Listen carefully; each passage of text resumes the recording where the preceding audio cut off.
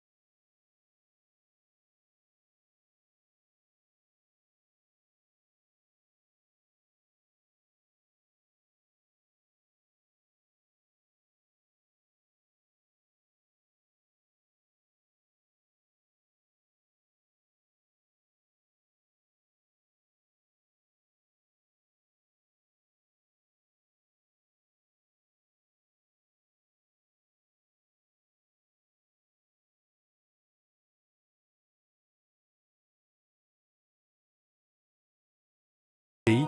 Sawiris est également membre du conseil d'administration de Lafarge Holcim, le plus grand producteur de ciment au monde. Il est également membre du conseil d'administration de plusieurs autres grandes entreprises, telles que Adidas et Bezix Group.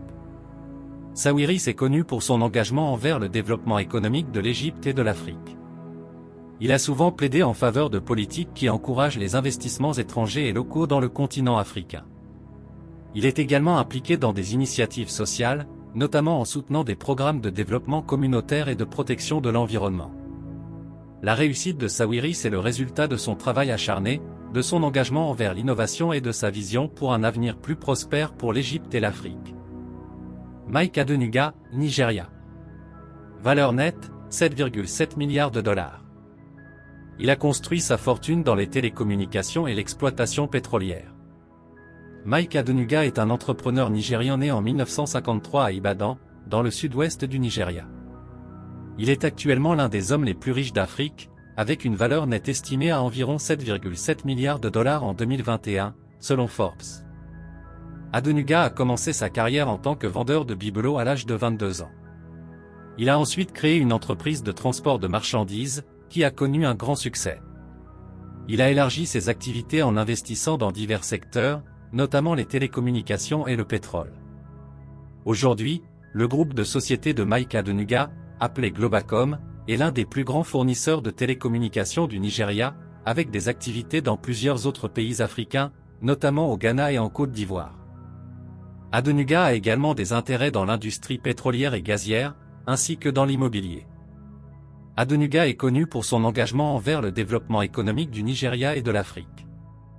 Il a souvent plaidé pour des politiques qui encouragent les investissements étrangers et locaux dans le continent africain. Il est également impliqué dans des initiatives sociales, notamment en soutenant des programmes de développement communautaire et de promotion de l'éducation. La réussite de Mike Adenuga est le résultat de son travail acharné, de son engagement envers l'innovation et de sa vision pour un avenir plus prospère pour le Nigeria et l'Afrique. Nikki Oppenheimer, Afrique du Sud. Valeur nette, 7,6 milliards de dollars. Héritier de la famille Oppenheimer, il a fait fortune dans l'industrie minière. Nicky Oppenheimer est un homme d'affaires sud-africain né en 1945 à Johannesburg, en Afrique du Sud. Il est connu pour être l'un des hommes les plus riches d'Afrique, avec une valeur nette estimée à environ 7,6 milliards de dollars en 2021, selon Forbes.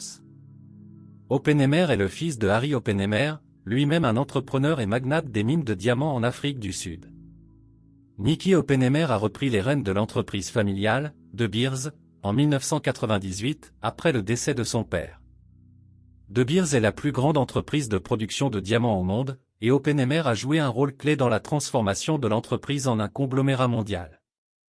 Oppenheimer a vendu la majeure partie de sa participation dans De Beers en 2012, mais il reste un important investisseur dans le secteur minier.